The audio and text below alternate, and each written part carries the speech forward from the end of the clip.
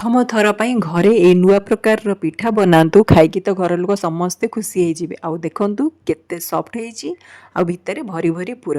ଭିଡ଼ିଓକୁ ସ୍କିପ୍ ନ କରି ଲାଷ୍ଟ ପର୍ଯ୍ୟନ୍ତ ଦେଖିବେ। ନମସ୍କାର ଦର୍ଶକ ବନ୍ଧୁ, ମୋ ଚ୍ୟାନେଲକୁ ଅନେକ ଅନେକ ସ୍ୱାଗତ। ପ୍ରଥମେ ମୁଁ ନେଇଛି ଗୋଟେ କଖାରୁ। କଖାରୁକୁ କ'ଣ କରିବେ ନା, ମୁଁ ଏତିକି ନେଇଛି, ମାନେ ଅତି ବେଶୀରେ ବେଶୀ କେତେ ହେବ ଏଇଟା 50ରୁ 100 ଗ୍ରାମ ଭଳିଆ ହେବ। ତାକୁ ଭଲସେ ଧୋଇଦେବେ ଆଉ ତାର ପଛପଟେ ଚୋପାଟାକୁ କାଟିଦେବେ। ତାପରେ ଏମିତି ଛୋଟ ବାଲା ଗ୍ରେଟରରେ ନା ତାକୁ ଗ୍ରେଟ୍ କରିଦେବେ। ଛୋଟ ବାଲା ଗ୍ରେଟରରେ କଲେ ପୁରା ପତଲା ପତଲା ହେବ ଆଉ ଆପଣଙ୍କୁ ବେଶୀ ପରିଶ୍ରମ କରିବାକୁ ପଡ଼ିବନି। ଏବେ ଆମେ କ'ଣ କରିବା ନା, ତାର ପ୍ରଥମେ ଷ୍ଟଫିଂଟା ବନେଇବା। ତ କଡ଼େଇ ଗୋଟେ ମୋଟା ପ୍ୟାନ୍ ବାଲା ନେବେ, ସେଥିରେ ଟିକେ ଘିଅ ଦେବେ ଆଉ ଅଳ୍ପ ଟିକେ ଗୁଡ଼ ଦେବେ। ଗୁଡ଼ ଆପଣଙ୍କୁ ଅଧା କପ୍ ଭଳିଆ ହେବ। ଆଉ ତାକୁ ମେଲ୍ଟ କରିବା ପାଇଁ 2 ଚାମଚ ପାଣି ଦେଇଦେବେ। ଯେତେବେଳେ ପୁରା ମେଲ୍ଟ ହେଇଯିବ ଗୁଡ଼, ସେତେବେଳେ ଆପଣ ନଡ଼ିଆ କୋରା ମାନେ ଗ୍ରାଇଣ୍ଡ କରିକି ହେଉ କିମ୍ବା କୋରେଇକି ହେଉ ତାକୁ ପକାଇବେ। ମୋ ପାଖରେ ଅଳ୍ପ ଟିକେ ଛେନା ଥିଲା, ତାକୁ ମଧ୍ୟ ଦେଇଦେଇଛି। ଆଉ ତାକୁ ଆପଣ ଟିକେ ଭଲସେ ମିଶାଇବେ। ଆଉ ବାସ୍ନା ପାଇଁ ସେଥିରେ ଗୁଜୁରାତି ଆପଣଙ୍କୁ 3ରୁ 4ଟା ଭଳିଆ ଗୁଜୁରାତି ତାକୁ ଟିକେ ଛେଚିଦେବେ।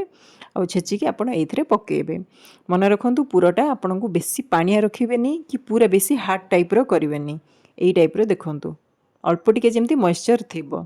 ଏବେ ଆମେ କ'ଣ କରିବା ନା, କଡ଼େଇରେ 1 କପ୍ ପାଣି ନେବା ଆଉ ସେଥିରେ ସ୍ୱାଦ ଅନୁସାରେ ଟିକେ ଲୁଣ ଦେବା। ଆଉ ଏଥିରେ କ'ଣ କରିବା ନା, ଆମେ ଅଳ୍ପ ଟିକେ ଘିଅ ଦେବା। ଘିଅଟା ଜାଗାରେ ଆପଣ ତେଲ ମଧ୍ୟ ଦେଇପାରିବେ। ଆଉ ଏବେ ମୁଁ ନେଇଛି 1 କପ୍ ପୁରା, ମାନେ ଯେତିକି ଆପଣ ପାଣି ନେବେ ସେତିକି ନେବେ ଚାଉଳର ଚୁନା। ଆଉ ଟିକେ ମିଶାଇଲା ପରେ ଆପଣ ଦେବେ ଗ୍ରେଟ୍ କରିକି ରଖିଥିବା ଯେଉଁ କଖାରୁ, ତାକୁ ପକାଇବେ। ଏସବୁକୁ ଆପଣ ଭଲସେ ମିଶାଇବେ। ଯଦି ଦରକାର ପଡ଼ୁଛି ଆପଣଙ୍କୁ 2ରୁ 3 ଚାମଚ ଭଳିଆ ପାଣି ମଧ୍ୟ ଦେଇପାରିବେ, ମାନେ ଗରମ ପାଣି ଆପଣ ଦେବେ। ତାକୁ ଭଲସେ ମିଶାଇବେ। ଗ୍ୟାସ୍ର ଫ୍ଲେମ୍କୁ ଆପଣ ଅଫ୍ କରିଦେବେ, ତାକୁ ଥଣ୍ଡା ହେବା ପାଇଁ ଛାଡ଼ିଦେବେ। ଏଇଟା ହେଉଛି ପଣସ ପତ୍ର। ଆକ୍ଚୁଆଲି ମୁଁ ଆପଣଙ୍କୁ ପଣସ ପତ୍ରଟା ଦେଖାଉଛି, ଯେଉଁଟାକି ଅଲରେଡ଼ି ଶାଶୁ କରିକି ରଖିଥିଲେ। ତ ମୁଁ ଆପଣଙ୍କୁ ଖାଲି ଦେଖାଉଛି ଯେ କେମିତି ଆପଣ ଫୋଲ୍ଡ କରିବେ। ବାସ୍ ଏଇ ଟାଇପ୍ର ଫୋଲ୍ଡ କରିବେ।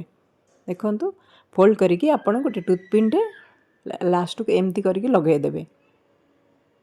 ଆଉ ଟୁଥପିନ୍ଟା ଆପଣ ବେଶୀ ଉପରକୁ ରଖିବେନି କି ବେଶୀ ତଳକୁ ରଖିବେନି, ମଝି ମଝିଆ ରଖିବେ, ତାକି ଆପଣଙ୍କର ଯେତେବେଳେ ଷ୍ଟଫିଂ ମାନେ ଯେତେବେଳେ ଯେଉଁ ଭିତରେ ଯେଉଁ ରଖିବେ ଚାଉଳର ଡୋଟା, ସେଇଟା ଆପଣଙ୍କ ନା ପୁରା ବାଲାନ୍ସ ହେଇକି ରହିବ। ଏବେ ତାକୁ ଭଲସେ ଆପଣ ଟିକେ ଏମିତି ହାତରେ ଟିକେ ଚକଟି ଦେବେ। ଯଦି ଦରକାର ପଡ଼ୁଛି ହାଲକା ଟିକେ ଘିଅ କିମ୍ବା ତେଲ ଦେବେ। ଆଉ ଏବେ ଯେଉଁ ପତ୍ରଟାକୁ ଆମେ ରଖିଥିଲେ ଏମିତି ପାନ ଭଳିଆ କରିକି, ସେଥିରେ ଟିକେ ତେଲ କିମ୍ବା ଘିଅ ଟିକେ ମାରିଦେବେ। ଆଉ ଏଇ ଯେଉଁ ଚାଉଳର ଯେଉଁ ଡୋଟା ବନେଇଲେ ତାକୁ ଏମିତି ଦେବେ। ଦେଖନ୍ତୁ, ମୁଁ ଆପଣଙ୍କୁ ଯେମିତି ଭିଡ଼ିଓରେ ଦେଖାଉଛି ସେଇଭଳିଆ ଆପଣ କରିବେ। ମଝିରେ ଏମିତି ହୋଲ୍ ଟାଇପ୍ର, କିନ୍ତୁ ହୋଲ୍ଟା ଯେମିତି ତଳକୁ ଖୋଲି ନଯାଏ। ଆଉ ମଝିରେ ଯେଉଁ ଷ୍ଟଫିଂଟାକୁ ବନେଇଥିଲେ ତାକୁ ଏଇଠି ଦେବେ। ଦେଖନ୍ତୁ, ଷ୍ଟଫିଂଟା ଟିକେ ଭରି ଭରି ଦେବେ, ତାକି ଖାଇଲା ବେଳକୁ ଆପଣଙ୍କୁ ଟିକେ ଭଲ ଲାଗିବ। ଆଉ ପିଠା ନା ଏତେ ସଫ୍ଟ ହେଇଥିଲା, ସତରେ ଆପଣ ଥରେ ନିଶ୍ଚୟ ବନେଇଲେ ହିଁ ଜାଣିପାରିବେ। ଆଉ ଉପର ପୋର୍ସନଟାକୁ ଅଳ୍ପ ଟିକେ ଚାଉଳର ସେ ଜନ୍ତୁଣିଟା ନେଇକି ତାକୁ ଟିକେ ତା ମୁହଁଟା ବନ୍ଦ କରିବେ।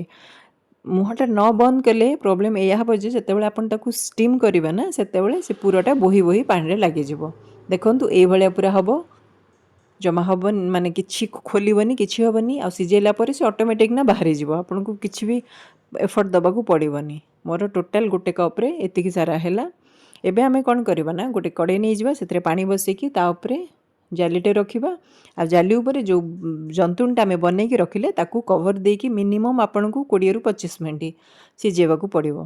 ଆଉ 20-25 ମିନିଟ୍ ପରେ ଦେଖନ୍ତୁ, ସବୁର କଲର୍ ମଧ୍ୟ ଚେଞ୍ଜ ହେଇଯାଇଛି। ଆଉ ସବୁଠୁ ବଡ଼ କଥା ହେଉଛି, ଦେଖନ୍ତୁ ପିଠାର ସାଇଡ଼୍ରୁ ଏଇଟା ବାହାରି ଯାଇଛି, ମାନେ ଆପଣଙ୍କୁ କିଛି ପରିଶ୍ରମ କରିବାକୁ ପଡ଼ିବନି। ବର୍ତ୍ତମାନ ଟୁଥପିନ୍ଟା କାଢ଼ିଦେବେ, ପେପରକୁ ଖୋଲିବେ, ମାନେ ପତ୍ରଟାକୁ ଖୋଲିଦେବେ। ଆଉ ତା ଭିତର ପିଠାଟା ଦେଖନ୍ତୁ, ମୁଁ କିଛି ମିଶାଇନି। ଦେଖିଲେ ଆପଣ ଏତିକି, କେବଳ ଏତିକି ଇନଗ୍ରେଡ଼ିଏଣ୍ଟରେ ପିଠାଟା ଆପଣଙ୍କର ବହୁତ ହି ବନିବ। ଶାଶୁ ତ ତାଙ୍କୁ ବିଶ୍ୱାସ ହେଲାନି ଯେ ଏଇଟା କଖାରୁ ପକାଇକି ତୁ କରୁଛୁ ବୋଲି। ଆଉ ବହୁତ ହି ଭଲ ହେଇଛି। ଆପଣ ନିଶ୍ଚୟ ଟ୍ରାଏ କରନ୍ତୁ। ଦେଖା ହେବ ନେକ୍ସଟ ଭିଡ଼ିଓରେ। ରହୁଛି, ନମସ୍କାର।